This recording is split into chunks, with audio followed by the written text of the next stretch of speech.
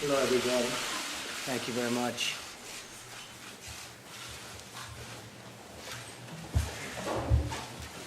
It's great to have you at the White House. And I just wanted to pass on word that Otto Warmbier has just passed away. He spent 1.5 years in North Korea. A lot of bad things happened, but at least we got him home to be with his parents, where they were so happy to see him, even though he was in very tough condition, but he just passed away a little while ago. It's a brutal regime, and we'll be able to handle it. But I want to thank you all for being here, special people. I'm really thrilled to welcome many of you for the first time, and certainly the first time meeting as the American Technology Council. We're joined by an incredible group of leaders on the absolute cutting edge of innovation, including many CEOs from the world's most successful businesses. We have approximately $3.5 trillion of market value in this room, but that's almost the exact number that we've created since my election. In fact, I think we have you beat by a little bit, which is a pretty good number, but I congratulate you all. Done an amazing job. Thank you for lending your time and your talent to the American people. A lot of ideas have come out of the room today, and a lot of ideas will over the next short period of time.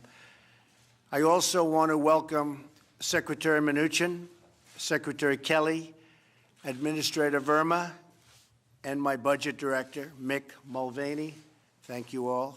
Doing a great job. I want to thank Jared and Chris Liddell, for assembling such a spectacular group of people. They're working very, very hard. I want to thank Ivanka for working so hard on it. It's a real passion. Our goal is to lead a sweeping transformation of the federal government's technology that will deliver dramatically better services for citizens, stronger protection from cyber attacks, which we were just discussing in the Oval Office with a little bit smaller group. That's a big problem. There's no question about it. We're going to be working on it. We're going to solve the problem. And up to $1 trillion in savings for taxpayers over the next 10 years, over $1 trillion. We're embracing big change, bold thinking, and outsider perspectives to transform government and make it the way it should be, and at far less cost. My administration's already taken very historic steps to modernize critical IT systems and make government more transparent. As an example, you're seeing what we're doing with the airports, with all of the billions and billions of dollars that have been spent on planes flying all in the wrong directions. We're getting a change. They spent many billions of dollars, and we are getting that whole system fixed. Money wasted over the last 6 or 7 years, billions. VA Secretary Shulkin recently announced that we're upgrading technology to allow the seamless transfer of veterans' medical records from the Defense Department, which has been a huge problem for decades and decades for our great veterans. We'll have it fixed very soon, but it's been a problem for many, many decades. Across government, we're fixing problems in months that others have not fixed in many, many years. And we're just getting started. 50 years ago, our government drove the innovation that inspired the world and put Americans on the moon. Today, many of our agencies rely on painfully outdated technology. And yet we have the greatest people in technology that the world has ever seen right here with us in this room. And most of them are just nodding as I say that. They're actually agreeing with me, which that's interesting, Eric, right? Government needs to catch up with the technology revolution. We're going to change that with the help of great American businesses like the people assembled. The businesses represented here today employ hundreds of thousands of American workers. Your innovation has shaped the modern world and created millions of jobs. America should be the global leader in government technology just as we are in every other aspect, and we are going to start our big edge again in technology, such an important industry. I view it from the standpoint of jobs and other things. You view it somewhat differently, but we're all in the same ballpark. It's so important, so important. My administration is embracing a new spirit of innovation that will make life better for all Americans. And when it comes to what we're here for today, American technology, we're working very diligently with everybody, including Congress, on immigration so that you can get the people you want in your companies. And it's been a tremendous problem that you've had over the past long period of time. So we're working very hard on that, and we'll be able to solve that problem. I want to thank everyone in the room for lending your time again. And what I'd like to do is maybe just go around the room briefly and just introduce yourself and perhaps the name of your company. We won't go with too many long speeches, but we'll maybe just, we'll start with our wonderful, great genius from Microsoft who has done one hell of a job. Congratulations on the job you've done. Go ahead. Thank you, Mr. President. Thanks for the opportunity today to spend the time, both learn and contribute, I think, to what is one of the most important dialogues, which is about modernizing our government with the latest technology, and so that the people of America can benefit from it. So I think the first thing I took away is how important an agenda it is to modernize technology. The second thing I think is for us to do our best work as an industry and in collaboration with the government to skill the people of the United States for the jobs of the future. Technology will play a role both in creation of the jobs and the skills. And then lastly, I would say that we also need to increase American competitiveness. And the two things that the government can and has done is spending in big research. After all the technology that we have today is because it started, in fact, in the government and the research institutions you funded, as well as the enlightened immigration policy. Of course, I'm a beneficiary of that, and I hope that we continue to be able to sort of really make sure that the American competitiveness is what helps us set policy for it. Well, thank you, Satya, and perhaps we could keep it a little shorter than that, folks. Otherwise, we might be here for a long time. Anyway, Jeff. All right, I will be short.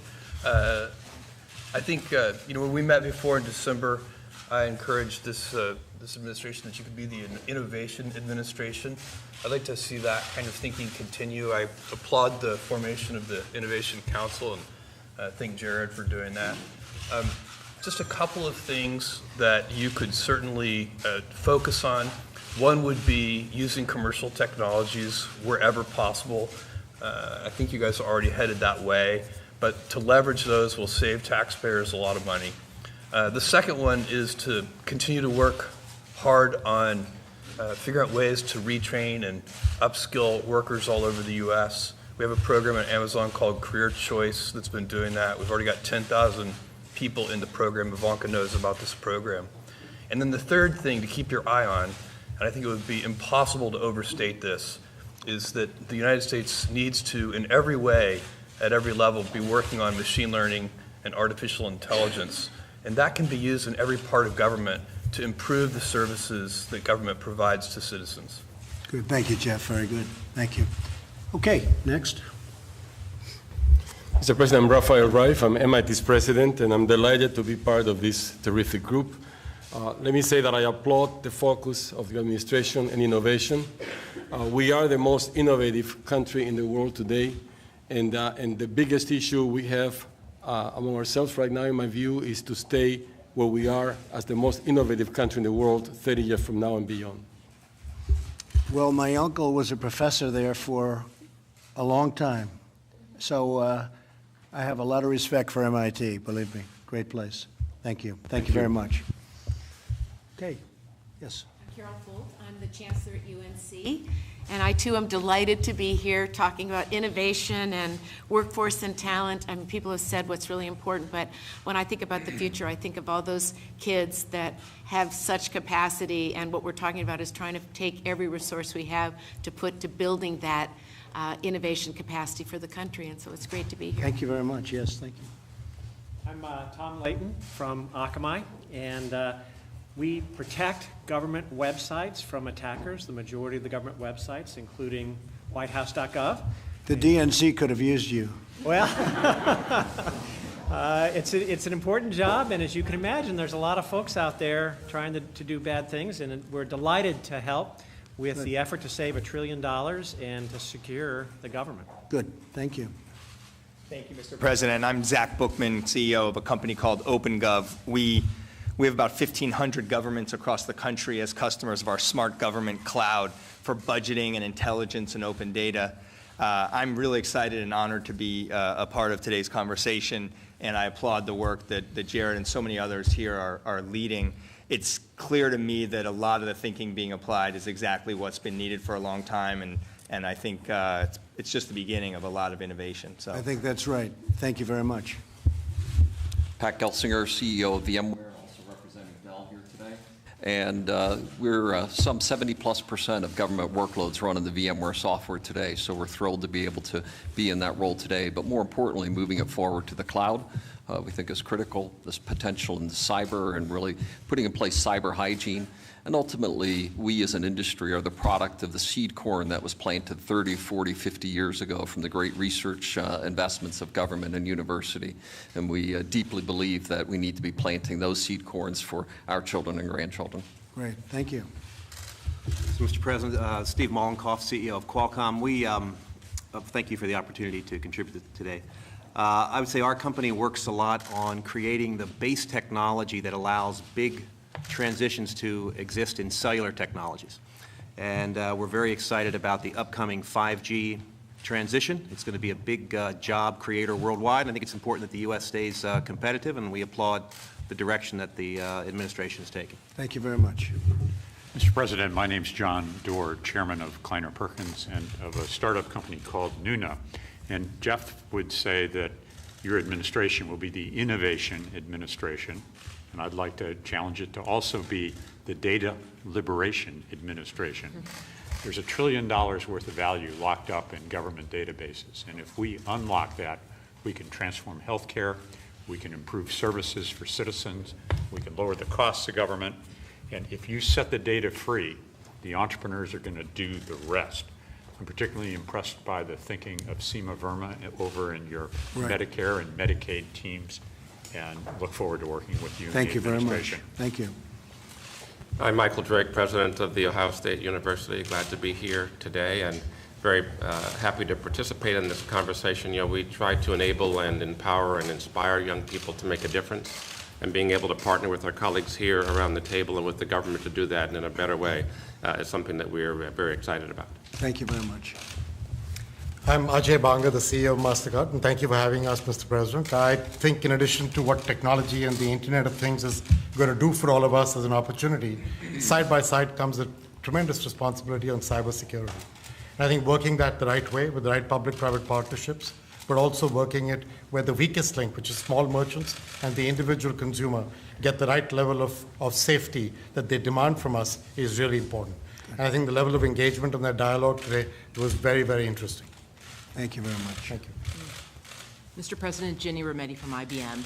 And, you know, I've had the pleasure of being in a number, and the honor of being in a number of these sessions. And I think it's worth noting that the efforts around workforce development, around cybersecurity, around modernization, while they're difficult, in this short time, there has been progress already made. And so I would really say on behalf of both, you know, Ivanka and Jared and Chris and Reed, those of us who've been in it from the beginning, I can already see, and actions have been taken. So while these are difficult problems, I would just encourage us to keep going, because I actually can see the change happening already. So I think this is a good sign of progress. Thank you, Jenny. Yeah. Thank you very much. Mr. President, thanks to Jared and Ivanka for sort of driving this so hard. I'm absolutely convinced that during your administration, there's going to be a huge explosion in new opportunities because of the platforms that are getting built in our industry. Those will create huge, very large new business opportunities for which we, entrepreneurs, technical talent, immigration, and so forth, that you understand. It can drive America very, very positively forward, and it's going to happen soon during your leadership. We will, Eric. Peter? Mr. President, I'm Peter Thiel. I'm a venture capitalist in Silicon Valley. Very honored to be here today with all these terrific people. I think that the tech industry is an industry that is doing well in America, and we need to sort of make it do even better and give it the support, the regulatory support, in all sorts of different ways. And I think your administration's off to a terrific start in doing these things. Thank you, Peter. Thank you for your help. Appreciate it. Mr. President, I'm Shantanu Narayan. I'm CEO of Adobe. We're the company that's best known for Photoshop and PDS. Thank you for having us today. Two quick things. One is, I think you're championing a culture of innovation. I think is going to be critical to our country's future leadership, and shared services for improving government will, I believe, drive a lot of efficiency. Thank you very much. Mr. President, Brian Krzanich, CEO of Intel. You know, what I got out of today is, first, is a great honor to be here and a real pleasure, but also it was a great outreach, I think, between the private-public partnerships that we can really drive innovation much, much faster. And so I hope today's just the start of what we can accomplish together. Thank you. A great company, and I appreciate it. Thank you very much. I'm deeply honored to be here. I'm Alex Karp, Palantir. Know many people in the room and in your White House from our work, and have supported General McMaster on the front line and many of the special operations people in America and around the world. What's very gratifying about what you're doing is the focus on getting more output for the input, which I don't think there's been a deep focus on in the past. And I'm really grateful to your staff for pushing that forward. We focused on rooting out waste, fraud, and abuse in the government, which is something I think all Americans would welcome, and I thank you for your efforts. Thank you. Thank you very much. Bill McDermott from SAP. It's been a great pleasure working with your team on the intellectual renewal of America. We've had the opportunity, the great opportunity, to work with the Army, the Navy, even states like Indiana, and driving results. And I know you want to drive results. So in addition to the $1 trillion in costs we can take out, probably we can add another $2 trillion on the numerator in terms of digital business by getting the public and the private sector in full cooperation under your administration. Look forward to supporting you every way I can. Thank you very much. Thank you, Mr. President. Hi, I'm Kyron Skinner. I think you know me from the campaign on the foreign and diplomacy side and from transition as well.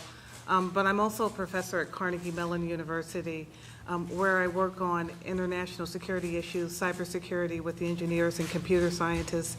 And what I liked most about today is that we talked about recreating the ecosystem of the early decades of the Cold War between government, among government, the private sector, and the university, to regenerate our economy and create innovation. I'm also a fellow at the Hoover Institution at Stanford, and they'll get mad at me if I don't mention that. That's good. Thank you very much. Appreciate it. Thank you, Mr. President. Thank you, Mr. President. I'm Julie Sweet, CEO of North America for Accenture. The level of discourse and enthusiasm in the sessions today, which were very productive, is a powerful reminder of the importance of collaboration. And I think two very clear themes were that modernizing the government is not about technology, it is about outcomes for our citizens. And second is the investment also in our great public servants that this will bring about, and the opportunities for the many people who serve in the federal government today to help them bring better services and outcomes for the citizens. And those are both very important and exciting themes. Thank you. Thank you very much. I'm Safra Katz, CEO of Oracle. We had an absolutely tremendous day working together. The partnership between academia, the government, and commercial enterprises is such a powerful combination together with leadership, which is critical for real success. And you had volunteers from all sides and a lot of people working already and raring to go for the next level. So thank you. Thank you, Sam. I'm Tim Cook from Apple. The U.S. should have the most modern government in the world, and today it doesn't. And it's great to see the effort that Jared is putting in working on things that will pay back in 5 and 10 and 20 years. The government should be focused on its citizens, and the services of the government should be measured on how pleased the citizens are with receiving those services. That basic premise is not how it's done today.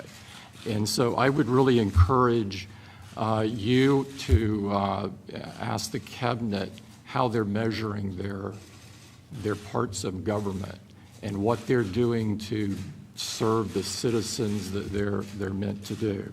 Secondly, totally unrelated, but something I feel very passionate about, coding should be a requirement in every public school. We have a huge deficit in the skills that we need today versus the skills that are there. And we're trying to do our part, or hopefully more than our part in doing that. But I think leadership from government is also key. Thank you very much, Tim. Appreciate it. And appreciate all you're doing over the last number of months for jobs. Thank you all. Thank you very much. Appreciate it. Thank you.